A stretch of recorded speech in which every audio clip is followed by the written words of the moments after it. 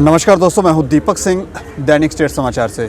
एक बार पुनः मैं धर्मा ट्रस्ट के जो एम्प्लॉयज़ एसोसिएशन के मेंबर हैं उन्हीं के साथ बैठा हुआ हूं और काफ़ी लंबे समय से ये प्रयास कर रहे हैं कि इस ट्रस्ट को बोर्ड के अधीन कर दिया जाए, एक नया बोर्ड बना दिया जाए या फिर श्राइन बोर्ड के अधीन कर दिया जाए।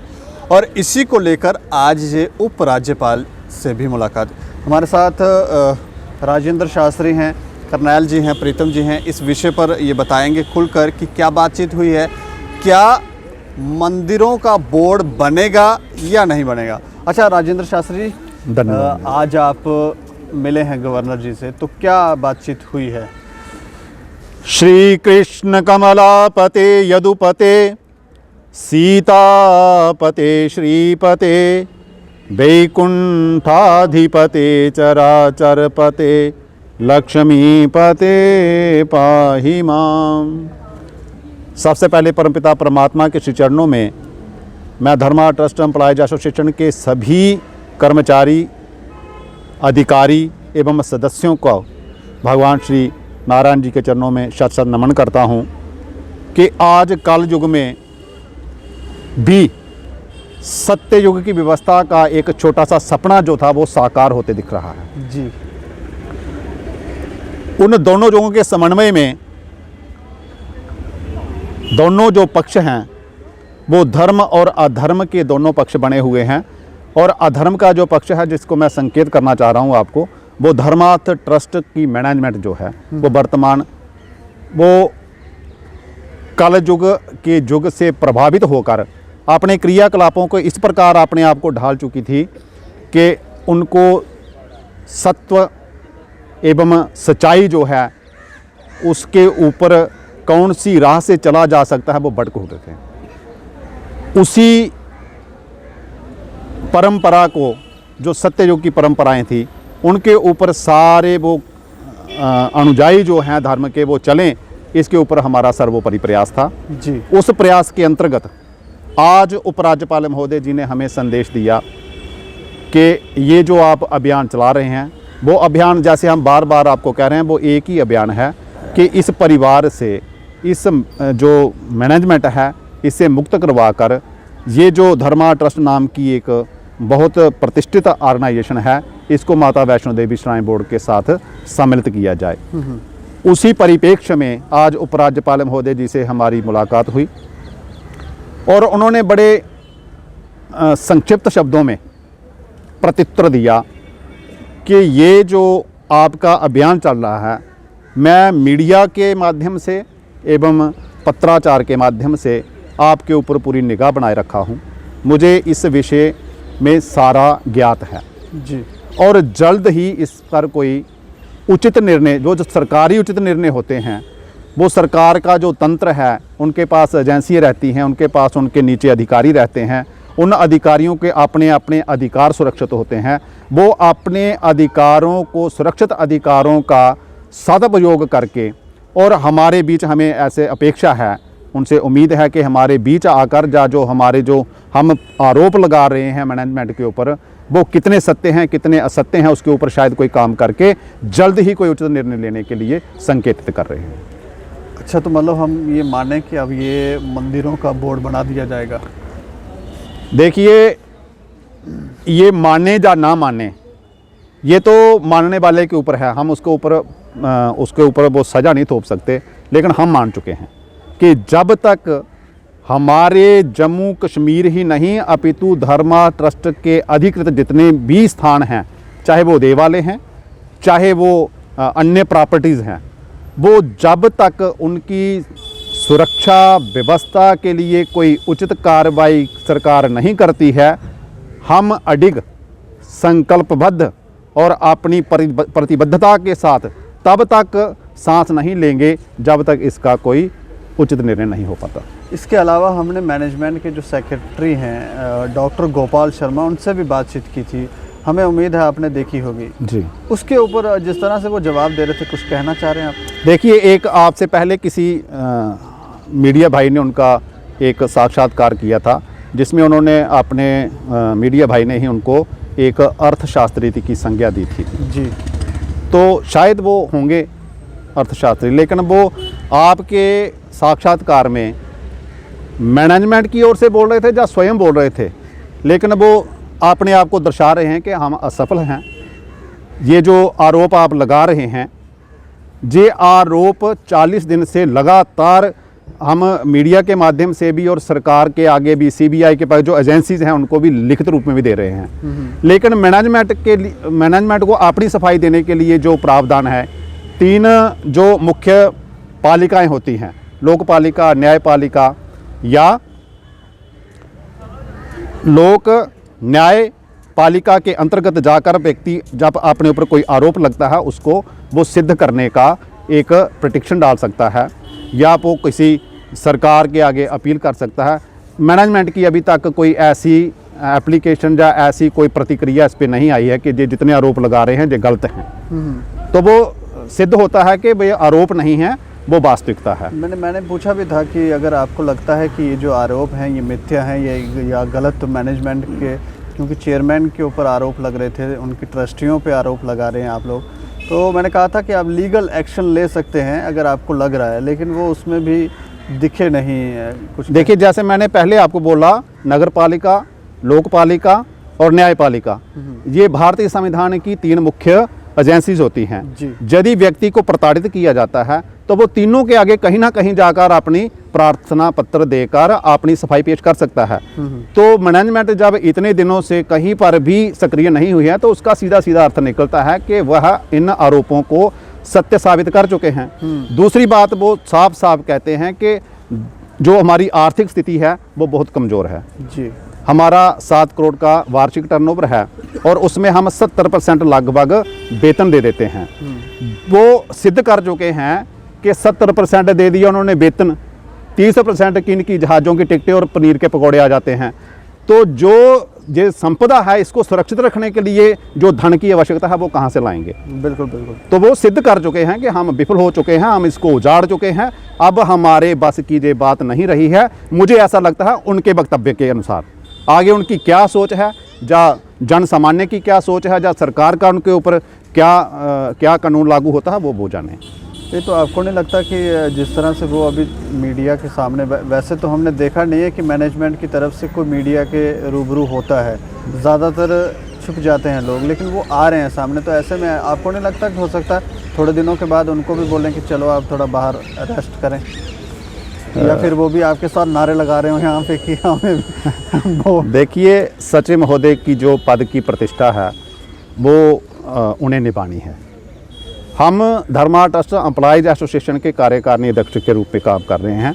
मेरा धर्म क्या बनता है वो मुझे निभाना है जी। अब उनकी क्या समस्या है, वो जो बोल रहे हैं उनसे बुलवाया जा रहा है, या स्वयं बोल रहे हैं, या वो दुखी होकर बोल रहे हैं, या उनके अंदर का जो सच्चा भाव है वो निकल रहा है। उन्होंने सच्चाई बोली है कि हमारे पास पैसे नहीं हैं, बिल्कुल ठीक कह रहे हैं, उनके पास पैसे नहीं हैं। उन्होंने कहीं अपनी पिटीशन नहीं डाली तो आरोप सत्य हैं, उन्होंने स्वीकार ही कर लिया है, समझो कि आरोप सत्य हैं। तीसरी बात कि वो इनका रख रखाव करने में असफल है, क्योंकि वो 30% जो 7 करोड़ का 30% है उससे रंग रोगन सफ़ेदियाँ कराना भी इनके बस की बात नहीं है। इनको सुरक्षित करना, डेवलप करना, कैसे श्रद्धालु जो आए उनको अच्छी सुविधाएं प्रदान करना, और ख़ास करके जो जम्मू कश्मीर का जो प्रांत है वो पर्यटक पर आधारित है, उसका राजस्व उसको कैसे बढ़ावा देना, ये इनके बस की बात ही नहीं है। ये मैनेजमेंट मुझे लगता है कि फेल हो गई। मैं कर्नैल जी से भी बात करना चाहूँगा। बोलते रहो। अच्छा, मैं चाहूँगा कि मैं इस विषय पर कर्नैल जी से भी जानना चाहूँ, आप क्या कहना चाहते हैं, क्योंकि आज गवर्नर साहब से मुलाकात हुई है और सभी जितने भी एम्प्लॉयज़ हैं आज खुश भी दिख रहे हैं, आप क्या कहना चाहेंगे? खुशी तो जाहिर है, खुशी तो सबके चेहरे खुश तो होंगे ही। जिन्होंने संघर्ष किया है उनको जब खुशी मिलती है तो उनका हक भी है, खुशी के लिए ही बैठे थे संघर्ष के लिए। और ये पूरा संकेत हमें एलजी साहब ने दिया है कि हाँ, इसका बोर्ड हम बना रहे हैं और इसके लिए पहले वो कमेटी को नियुक्त कर रहे हैं, तो हम उनका शुक्रिया करते हैं। पहली बार हमें जो स्टेट एडमिनिस्ट्रेशन में है कोई एलजी साहब जो आए हैं, वहाँ हम ये भी देखकर वहाँ का वर्किंग कल्चर भी जो बदला है, उन्होंने बहुत अच्छे तरीके से हमें चाय पान भी करवाया है और उसके बाद हमारी बात सुनी है, और उन्होंने जो हम डॉक्यूमेंट्स एविडेंस लेकर उनके सामने फाइल रखी, तो बहुत बड़ी फाइल थी।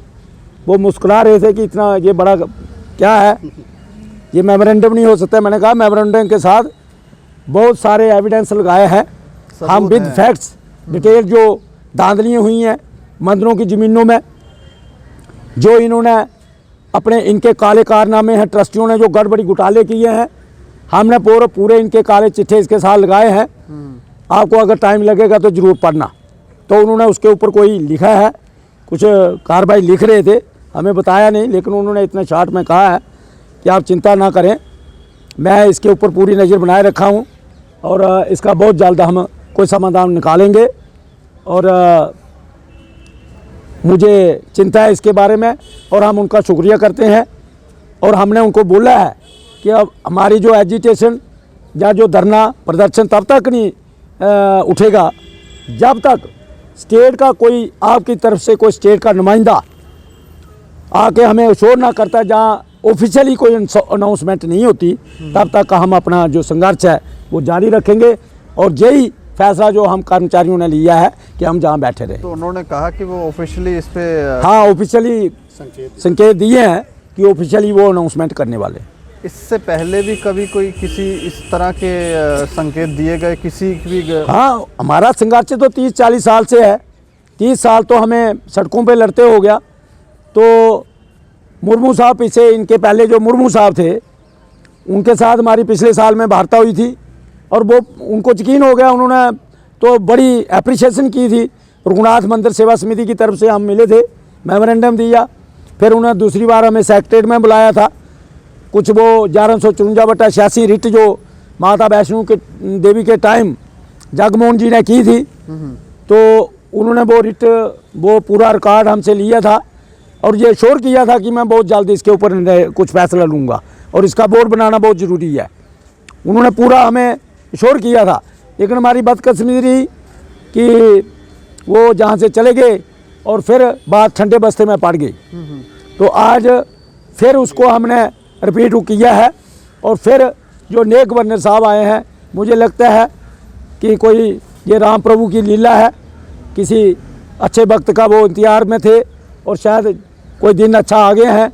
ट्रस्ट के कर्मचारियों का कोई दिन अच्छे आ गए हैं, जहाँ इन मंदिरों का जो खस्ता हालत मंदिर है हमारे, शायद कोई राम प्रभु की दया दृष्टि, बोले शंकर की जो दया दृष्टि पड़ी है सब पर। और जो पूरी स्टेट एडमिनिस्ट्रेशन, आज वहाँ स्टेट एडमिनिस्ट्रेशन के नुमाइंदे जो बैठे थे, उन्होंने भी गवर्नर साहब के साथ शायद मीटिंग की है और इसके ऊपर जो वो फैसला लेने वाले हैं। तो हम धन्यवाद करते हैं एलजी साहब का भी, स्टेट एडमिनिस्ट्रेशन का, और अपने मीडिया खासकर जो मीडिया बंधु हैं, प्रिंट मीडिया है, इलेक्ट्रॉनिक मीडिया, जिन्होंने इस हमारे आंदोलन को बड़े प्यार से और बड़ी अद्भुत तरीके से उजागर किया और हाईलाइट किया, और ये आवाज़ तभी हमारे स्टेट एडमिनिस्ट्रेशन एलजी तक और दिल्ली तक जो हमारी आवाज़ पहुंची है, तो हम उनका बहुत तहे दिल से धन्यवाद करना चाहते हैं मीडिया बंधुओं का।